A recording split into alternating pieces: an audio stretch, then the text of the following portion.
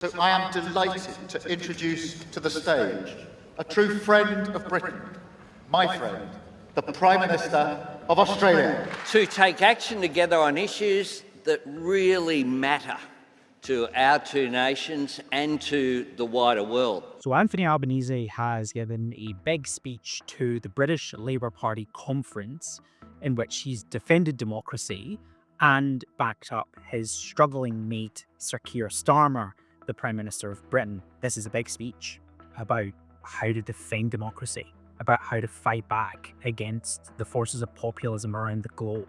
And it is a huge rallying cry to people in the British Labour Party to say back in Keir Starmer, who is already facing leadership questions only a year and a bit into a 5-year term. So has the Australian Prime Minister's speech made a big splash in the UK?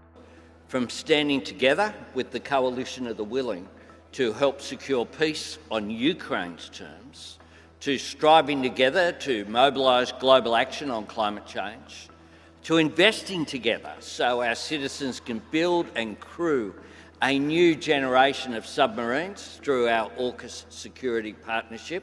Not quite. Of the mentions of the Prime Minister's speech, we saw a couple of blog posts in running commentary, but the blogs were definitely not leading on Anthony Albanese. And then we did notice there were actually a lot of stories about Anthony Albanese in the British press. The Times, The Sun, The Independent, the iPaper, The Telegraph. So what were all these mentions about?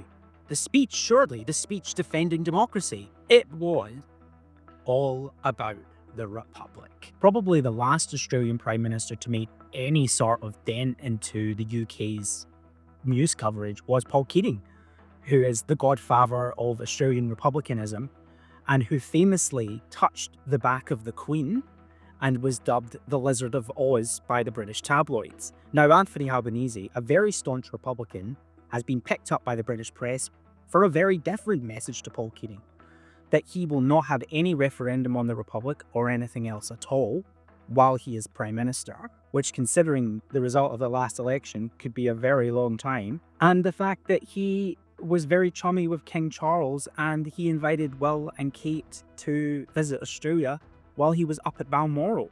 My own bond with Australia was formed early on. Every time I return to the sunburnt country, I am always moved by the hauntingly evocative cries of the kookaburra, the screeching of the galah, and the warbling of the magpie. So, alas, no big splashes for the Prime Minister from the Fleet Street press on him being the champion of democracy, the last progressive standing, the standard bearer of the left globally. It's mainly about how he knows that the king's sticking around and he's not even going to try and get an Australian president anytime soon.